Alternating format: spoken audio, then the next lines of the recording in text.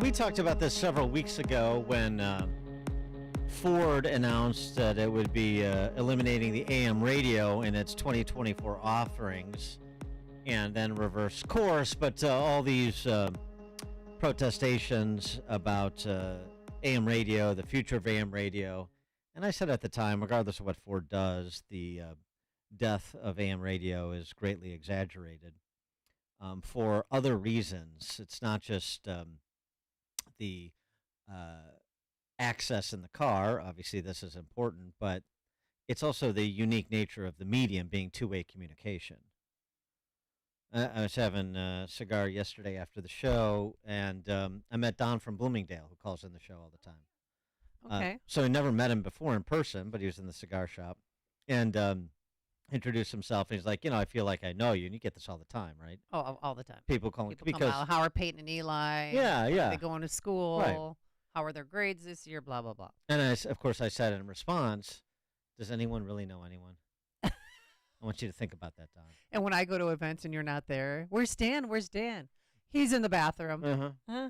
It's my standard line. So that makes it different. And so in a podcast world where people can listen at their convenience, that not necessarily the appointed time. I mean, there's other variables and dynamics to how people consume media, and being in or out of the cars is not going to be the make or break for radio, but certainly it's important. Certainly you want that convenience, and you want to be in as many places as people are where they can easily access your product. That's certainly our position. And I think it's the position of our corporate overlords too. One of them joins us now. Nick Anderson lobbies for Salem on Capitol Hill, Salem Media, like the company that owns AM 560. Okay. He lobbies for Salem on Capitol Hill as Government Affairs Director and General Manager of Salem Media Twin Cities. And he joins us now. Nick, thanks for being with us. Appreciate it. Good morning, guys. Thanks for having me. Pleasure. So, give us your take on what happened with Ford. They make this announcement, then there's pushback, and they reverse. So, where are the big automakers when it comes to the nature of your dashboard in the future? Well, it's a great question. There's still 8 manufacturers that are sitting out there that have said we're not going to put the AM receiver in their vehicles. So we're trying to work with those 8 manufacturers. As you said, Dan, Ford did reverse course. They're the ones that came out and kind of, I guess you would say, spooked the industry by saying not only are we not going to put it into our electric vehicles, we're not even going to put it in our combustible engine. They did reverse course. The problem, though, with Ford is they haven't given us any inkling of what they're going to do post-2024. They only said they were going to put it back in for 2024, and they're kind of stalling on us. So our goal, our industry's goal, Salem's goal, is to figure out what we're going to be doing post-2024 with a lot of these auto manufacturers, and then working with the 8 that have said, no, we're not going to put AM receivers in the vehicle. Well, what are their 8 manufacturers? Can you tell us their names? Yeah, Amy, thank you. BMW is one of them. Mercedes is another one. Volkswagen. Let me see if I can find the rest of them. But those are all the big automakers. I know, what but do you mean? People are car shopping. I mean, I met one gentleman who said if they don't have AM radio in a car, I'm not buying that car. Yeah, well, just ask. Yeah. Well, and that's the interesting thing that you guys bring up is I have a colleague here in the Twin Cities who just bought a vehicle a couple of months ago, and she told me the story. And they went on to turn on the Twins game, and the Twins game wasn't there. They couldn't find the AM band. They had no idea. And part of the legislation that we're working with on Capitol Hill right now, that's part of the issue. That's one of the reasons why we have this legislation, is that automakers are not letting the consumer know that the AM receiver is not in there. And so part of this legislation is actually informing the consumer when you're on the auto lot that it specifically says there is no AM receiver in the vehicle. What else does the legislation that's being advocated for do? So that it's really a 3-legged stool. The first leg and the biggest leg is that mandates an AM receiver in the vehicle through the Department of Transportation. Um, and it's there for the safety reason. And you mentioned, what AM radio does for the consumer and for the listener and the audience, and I couldn't agree with you more. But what AM radio also is it's a fabulous emergency response tool.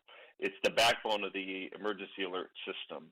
And it's, when it comes to times of need, like severe weather, blizzards, wildfires, AM radio is better and the most awesome tool compared to even your cell phone because of the far reach and the way that the signal works. And because of generators, we can keep radio stations powered and going, where if you have an electric grid that fails, you can't charge your phone. You can't use it when needed.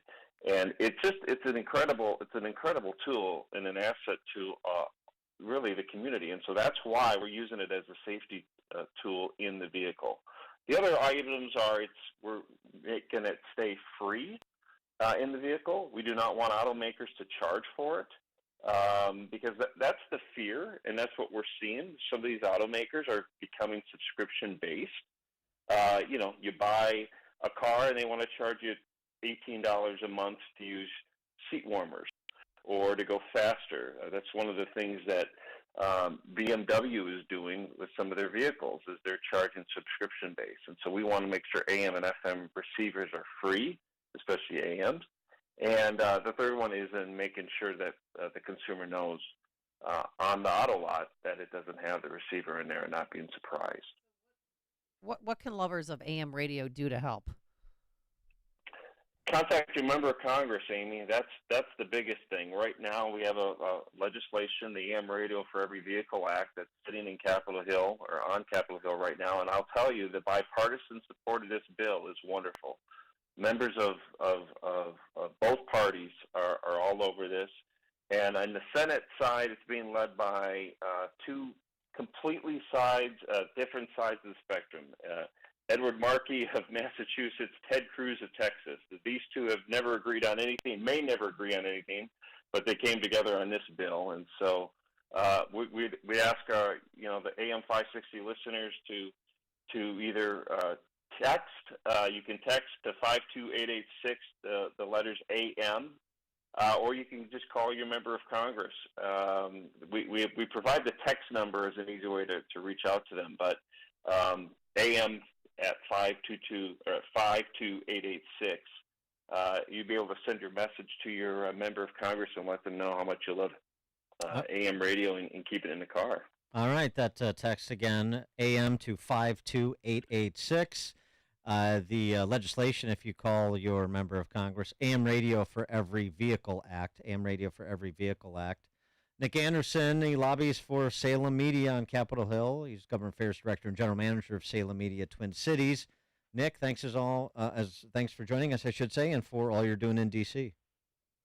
Thanks, guys. Appreciate it. Thank you. And he joined us on our turnkey.pro answer line. Listen to podcasts of Dan and Amy from the AM 560 mobile app. Download it today at 560theanswer.com/mobile. There is a place in northern Illinois where people have received large sums of money for a handful of old change. That's right. Fox Valley Coins on Route 59 in Naperville pays big cash for old coins. Many places buy gold and silver. Fox Valley Coins does that too, but they pay more for the rare ones. A true story. Recently, a lady came in with a pouch full of old silver dollars. A few better ones, but most were run-of-the-mill, and they added up to a few $1,000s. But for one silver dollar, Fox Valley Coins offered $4,300. She had no idea and was shocked. An honest coin dealer. He actually pointed out the rare ones. Fox Valley Coins buys and sells with free verbal appraisals. Just north of I-88 on Route 59 in Naperville. FoxValleyCoins.com. Over 40 years of family-owned integrity. All right, I love it. I had spent a few days without taking a balance of nature, and I have to tell you, I really noticed a difference. I need those fruits and veggies. Why? Because, well, I'm not eating a well-balanced meals, or I'm not part of a well-balanced diet on my own, and that's where Balance of Nature comes in. 31 different fruits and veggies. Can you even name 31 different fruits and vegetables? Real food, real science, real nutrition. People who take it have increased energy. They feel like they're able to do the things that they love, even as they age. I'll never forget, I met a man who was 55 years old. He said, well, I started taking Balance of Nature when I was 50, and I noticed no difference in my capacity to do things even as I get older. So be one of the cool kids. Get your bottles of fruits and veggies today. First timers, free shipping and 35% off their first preferred order of fruits and veggies. And the number to call is 800-246-8751, 800-246-8751. Be sure to use discount code Chicago, or simply go online to balanceofnature.com, discount code Chicago. You are invited to attend the Father's Tom Art Show, inspiring faith in God through beauty with Father Tom